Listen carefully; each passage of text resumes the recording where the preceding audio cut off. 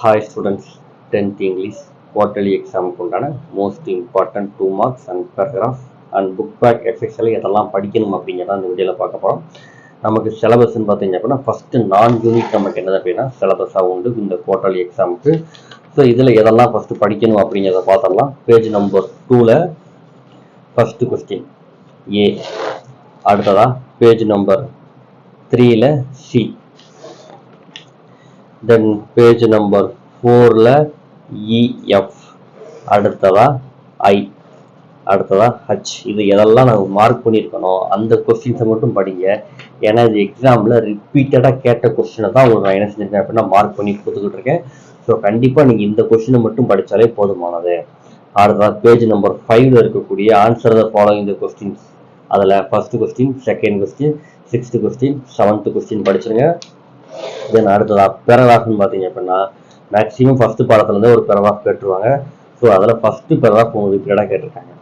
அடுத்ததாக நம்ம புக் பேக்கில் இருக்கக்கூடிய இந்த பார்ட்ஸ் ஆஃப் ஸ்பீச் என்ன செஞ்சுருங்க அப்படின்னா படிச்சிருங்க. மேக்ஸிமம் கிராமர் பார்ட் பார்த்தீங்க அப்படின்னா உங்களுக்கு புக் பேக்கில் இருந்தால் என்ன செய்ய போகிறாங்க அப்படின்னா கேட்க போகிறாங்க. ஸோ புக் பேக்கில் இருக்கக்கூடிய எல்லா கிராமர் பார்ட்டையும் ஒன் டைம் என்ன செஞ்சுருங்க அப்படின்னா பார்த்துருங்க. அடுத்ததாக அட்வர்டைஸ்மெண்ட், கண்டிப்பாக நமக்கு அட்வர்டைஸ்மெண்ட் கண்டிப்பாக நமக்கு 5 மார்க்கில் கேட்பாங்க. அட்வர்டைஸ்மெண்ட் அப்படின்னாலே கண்டிப்பாக நம்ம எழுதணும் அதுக்கு என்னென்ன எழுதுனா என்னென்ன மார்க் அப்படிங்கிறது கொடுத்துருக்காங்க. ஃபர்ஸ்ட் ஒரு அவுட்லைன் என்ன செய்யுங்க அப்படின்னா வரைஞ்சிருங்க.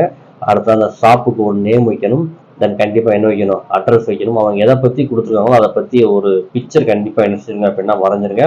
தென் அடுத்ததான் அந்த டிஸ்கவுண்ட், அந்த ப்ராடக்ட்டை பற்றி இந்த டிஸ்கிரிப்ஷன் எல்லாத்தையும் எழுதிட்டீங்க அப்படின்னா கண்டிப்பாக உங்களுக்கு அட்வர்டைஸ்மெண்ட்டில் 5 மார்க் கண்டிப்பாக கிடைச்சிடும். அதுக்கு நமக்கு புக் பேக்கில் 2 மாடல் அட்வர்டைஸ்மெண்ட் இருக்கு. ஸோ அதை பார்த்துருங்க. அடுத்ததாக ரிப்போர்ட் ஸ்பீச், ரிப்போர்ட் ரைட்டிங் இருக்கும். ஸோ ரிப்போர்ட் ரைட்டிங் என்ன செய்யுங்க அப்படின்னா ஒன் டைம் பார்த்துருங்க. ஆல்ரெடி உங்களுக்கு பேஜ் நம்பர் 11 இருக்கிற ரிப்போர்ட் ரைட்டிங்கில் இந்த செகண்ட் ரிப்போர்ட் ரைட்டிங்கும் தேர்ட் ரிப்போர்ட் ரைட்டிங்கும் உங்களுக்கு எக்ஸாமில் ரிப்பீட்டாக கேட்பாங்க. ஸோ அதான் என்ன செஞ்சுங்க அப்படின்னா ஒன் டைம் பார்த்துருங்க. கிராமர் பார்ட்டை பொறுத்தளவுக்கு புக் பேக்கில் இருக்கக்கூடிய கிராமர் பார்ட்டை கண்டிப்பாக எல்லா பார்ட்டையும் என்ன செஞ்சுருங்க அப்படின்னா பார்த்துருங்க. சரிங்களா, ரொம்ப ரொம்ப முக்கியம். ஃபர்ஸ்ட் லெசன் வந்து உங்களுக்கு மெமரி போயம். இந்த மெமரி போயத்தில் இந்த ஃபர்ஸ்ட் சென்ஸாக ஃபுல்லாக என்ன செஞ்சுருங்க அப்படின்னா படிச்சிருங்க. இதனுடைய ஸ்பியர் ஆஃப் ஸ்பீச் படிச்சிருங்க. ரைமிங் வேர்ட்ஸ் எதெல்லாம் அப்படிங்கிறத என்ன செஞ்சுருங்க அப்படின்னா படிச்சிருங்க. சரிங்களா, கண்டிப்பாக இதில் வந்து நமக்கு எக்ஸாமுக்கு கட்டாயமாக கேட்பாங்க.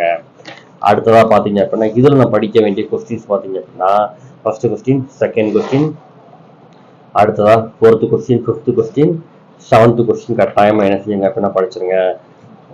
சப்ளிமெண்டரி எழுத பொறுத்தளவுக்கு உங்களுக்கு அந்த ஸ்டோரி உங்களுக்கு கண்டிப்பாக ஃபுல்லாக தரவாக தெரிஞ்சாலே நீங்கள் தாராளமாக சப்ளிமெண்டரி எழுதல எந்த கொஸ்டின்ஸ் எப்படி கேட்டாலும் நீங்கள் தாராளமாக என்ன செய்யலாம் அப்படின்னா ஆன்சர் பண்ணிடலாம்.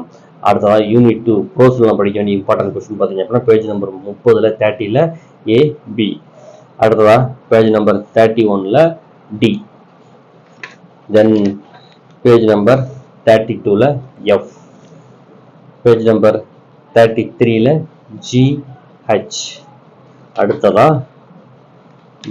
பேஜ் நம்பர் 34ல் ஆன்சர் த ஃபாலோயிங் சென்டென்ஸ், அதில் உங்களுக்கு second question, third question, 5th question, then அடுத்ததாக பார்த்தீங்க அப்படின்னா 8th கொஸ்டின் ரொம்ப முக்கியம். தென் இந்த பேராகிராஃப் கொஸ்டின் இருக்கா, இதில் ஃபர்ஸ்ட் பேராகிராஃப் உங்களுக்கு ரிப்பீட்டடாக கேட்டிருக்காங்க. அடுத்ததாக இந்த டி வக்காபுலரி இருக்கக்கூடிய புக் பேக் இருக்கக்கூடிய எல்லாமே என்ன செஞ்சுருங்க அப்படின்னா படிச்சிருங்க. அது இந்த ப்ளூரல் ஃபார்ம் இதுல இருந்து உங்களுக்கு டைம் நினைச்சலாம் அப்படின்னா கேட்கலாம். சரிங்களா, ஸோ ப்ளூரல் ஃபார்ம் என்ன செஞ்சுக்கோங்க அப்படின்னா ஒன் டைம் பார்த்துக்கோங்க. தென் அடுத்ததா நம்ம படிக்க வேண்டியது என்ன பார்த்தீங்க அப்படின்னா கிராமர் பார்ட். நம்ம புக் பேக் இருக்கக்கூடிய கிராமர் பார்ட் ஃபுல்லாத்தையும் என்ன செஞ்சுங்க அப்படின்னா ஒன் டைம் பார்த்துருங்க. அடுத்ததாக இந்த ப்ரிப்போஷன் கண்டிப்பாக என்ன செய்வாங்க அப்படின்னா கேட்பாங்க. அந்த கீழே இருக்கக்கூடிய இந்த ப்ரிப்போஷன் டைப்ஸும் கண்டிப்பாக பார்த்துக்கோங்க. இதான் கேட்பாங்கன்னு நம்ம சொல்ல முடியாது, ஆனால் கண்டிப்பாக இதில் இருந்து எக்ஸாமுக்கு மேக்ஸிமம் நம்பர் ஆஃப் வரும். சரிங்களா, அடுத்த போயம் 2ல் இருக்கக்கூடிய இதில் இருக்கக்கூடிய rhyming words, rhyming scheme, figure of speech எல்லாமே ஒன் டைம் என்ன செய்வோம் அப்படின்னா பார்த்துக்கோங்க. பேஜ் நம்பர் 47ல் இருக்கக்கூடிய கொஸ்டின் ஆன்சரில் ஃபர்ஸ்ட் கொஸ்டின், செகண்ட் கொஸ்டின், அடுத்ததாக பார்த்தீங்க அப்படின்னா இந்த 6th கொஸ்டின். சரிங்களா, இதெல்லாம் ரிப்பீட்டட் கொஸ்டின். பேராகிராஃப்னு பார்த்தீங்க அப்படின்னா ஃபர்ஸ்ட்டும் தேர்டும் ரொம்ப ரொம்ப முக்கியம். ஸோ கட்டாயமாக பார்த்துக்கோங்க. சப்ளிமெண்டரி பொறுத்தளவுக்கு கண்டிப்பாக நீங்கள் என்ன செஞ்சுருங்க, அதோட ஸ்டோரிஸ் உங்களுக்கு கட்டாயம் தெரிஞ்சிருக்கணும். அடுத்ததாக உங்களுக்கு யூனிட் 3 பொறுத்தளவுக்கு கோர்ஸில் இதெல்லாம் படிக்க வேண்டியிருக்குன்னு பார்த்தீங்க அப்படின்னா இந்த ஃபர்ஸ்ட் கொஸ்டின், செகண்ட் கொஸ்டின். சரிங்களா, அடுத்ததாக பார்த்தீங்க அப்படின்னா பேஜ் நம்பர் 63ல் டி, எஃப், ஜி, அடுத்ததாக பார்த்தீங்க அப்படின்னா பேஜ் நம்பர் 65ல் இந்த லாஸ்ட் ஒன் கே கொஸ்டின் மட்டும் என்ன செஞ்சுருங்க அப்படின்னா படிச்சிருங்க. அடுத்ததாக பார்த்தீங்க அப்படின்னா பேஜ் நம்பர் 66ல் ஆன்சர் த ஃபாலோயிங் இந்த ப்ரீஃபில் first question, second question, then 5th question, 8th question, 9th question, 10th question படிச்சுங்க. தென் அடுத்ததா 2 பேராகிராஃபுமே என்ன செஞ்சுக்கோங்க அப்படின்னா ஒன் டைம் பார்த்துக்கோங்க. அடுத்ததா பேஜ் நம்பர் 67 இருக்கக்கூடிய idioms and phrase one time என்ன செஞ்சுக்கோங்க அப்படின்னா பார்த்துக்கோங்க. ஏன்னா அதெல்லாம் உங்களுக்கு எக்ஸாமில் ரிப்பீட்டடாக கேட்கக்கூடியது தான்.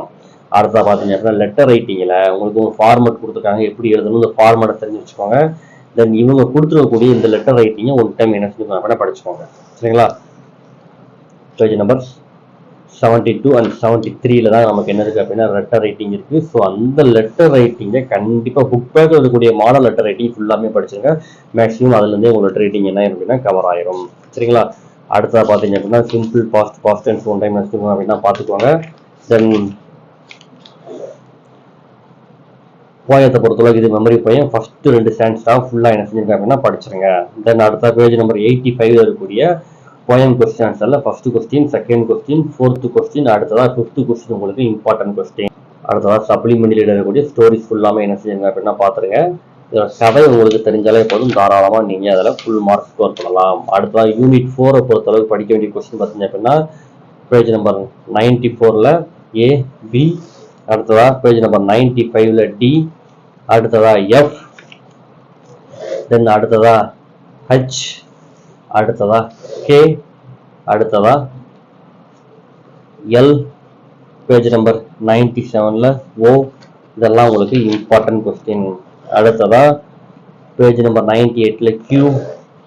தென் அடுத்த answer the following page number 99 பொறுத்தளவுக்கு second question, 5th question, 8th question படிச்சாங்க. பேராகிராஃப் பொறுத்தளவுக்கு ஃபர்ஸ்ட் 2 பேராகிராஃப் ரொம்ப ரொம்ப முக்கியம். சரிங்களா? உங்கள் புக் பேக்கில் இருக்கக்கூடிய வொக்காபுலரிஸ் எல்லாமே ஒன் டைம் என்ன சொல்லுவாங்க அப்படின்னா தரவு பண்ணிக்கோங்க. ஸோ உங்களுக்கு அது ரொம்ப யூஸ்ஃபுல்லாக இருக்கும். தென் போயத்தில் படிக்கக்கூடிய இம்பார்ட்டன்ட் நோட்டீஸ் ரைட்டிங். சரிங்களா? இந்த நோட்டீஸ் ரைட்டிங் இந்த மெத்தடில் உள்ளது கண்டிப்பாக என்ன சொல்லுவாங்க அப்படின்னா பார்த்துக்கோங்க. ஜென்ரல் ஃபார்மேட் இருக்கும், அந்த ஜென்ரல் ஃபார்மேட்டையும் பார்த்துக்கோங்க.